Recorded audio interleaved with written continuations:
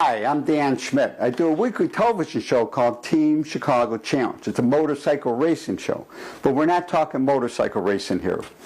I also do political clips that I put up on YouTube.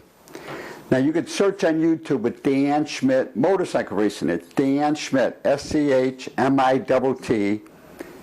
motorcycle racing for motorcycle racing stuff, or Dan Schmitt politics to see the political stuff. So what we are talking about, the great American feud of the 21st century.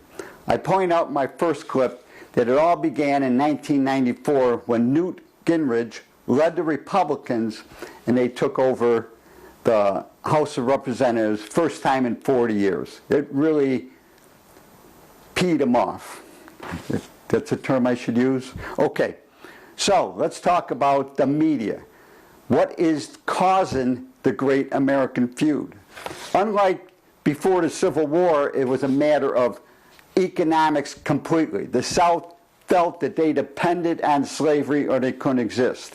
The North felt that with the Industrial Revolution coming, and that's why Northerners fought against slavery, that they would be competing with slave labor. And they wanted to make better salaries. The Industrial Revolution was changing everything in the 1800s. So now we're in the 21st century. What is driving this? Well, on the left, you got people that think government, I mean the good people. You know, like they make fun of Donald Trump and they say, ooh, he's a racist because he said there was good people that were against taking down statues and there was bad people not wanting statues to come down. And then there was good people on the left that wanted the statues down, and then there was bad people on the left that wanted to tear down statues. You know, the modern Taliban? Okay, so that is the feud. And why is the media? The media is supposed to be down the road. Even public television, public radio, that they say we only speak the truth. They're as far, they could be disciples of Karl Marx. And anybody on WTTW in Chicago or any public television station or WBEZ radio station, invite me in, or I'll come out, I'll meet you, I'll supply the cameras, I'll debate any of them. They are so far on the left, but so is everybody else. And I am now accusing, you know, all them cute faces, the morning shows. You know, you got the nice weatherman on Channel 5 and all the nice pleasant people on Channel 5 in the morning, or Channel 7, but you have that, what I call him, Bill Clinton's bitch, you know, Stephanopoulos, but he, you know, he tries to be, he's so far to the left, he doesn't even know what, he probably doesn't even have right hand. Then you go to Oprah's best friend, or all of them. I mean, I'm going to show pictures who I'm talking about, these different, even George Bush's daughter. I mean, or John McCain's daughter. They don't stand up for constitutional conservatism. They may a little bit, but they want their jobs. They want, and they're willing to go along. I don't hear them ever stopping anybody. I mean, I will interrupt people when they talk. Like over at Washtown, I can put up with it so much and then I have to open up because I live by one standard. Let me point this out to you. And this was Burke, who was a writer during the time of the Revolution, and he made one statement. Evil can only exist when good men do nothing. So that's where I'm accusing ABC, NBC, CBS, all them pretty faces, all the newscasters, because they know, or they're stupid. Either they know that national health care is no good, or they're just stupid. They don't understand. I mean, when you take the average American, I know a lot about health insurance because I used to buy my own health insurance.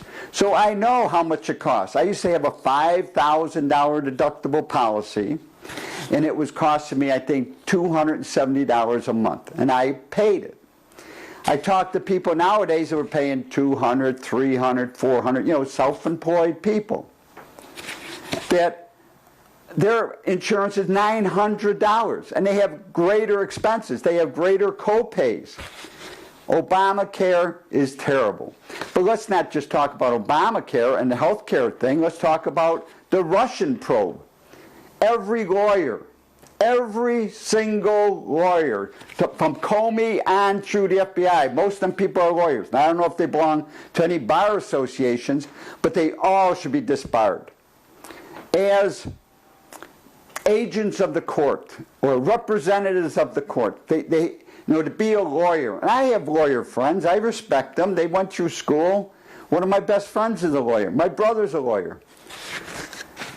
If they don't know, especially Comey and all that upper staff at the FBI, all knew. Everybody, Obama, President Obama, and Biden, they all knew it was a fraud. And they didn't come forward. They should all be disbarred. They should all be shamed, because as the stuff is trickling out, now we have to thank Sean Hannity on Fox News for putting together maybe the greatest group of journalists that have broke this whole case open for the last 4 years. But if you haven't been paying any attention, and that's number one. Then you got the Biden thing. I mean, he's bragging how he had this prosecutor fired in the Ukraine. But I don't even care about the Ukraine. I don't even care about Russia. Hunter Biden took $1.5 billion in an investment firm because of his connection to his father from the Chinese. What have they done with that $1.5 billion? They've been searching in America for companies that they will buy with the Chinese money and turn that technology over to the communist bastards. The Chinese bastards that put this plague on the world. I'm running out of time. I hope you guys all understand. I hope you see who these people have not stood up for the truth. Evil can only exist when good men do nothing.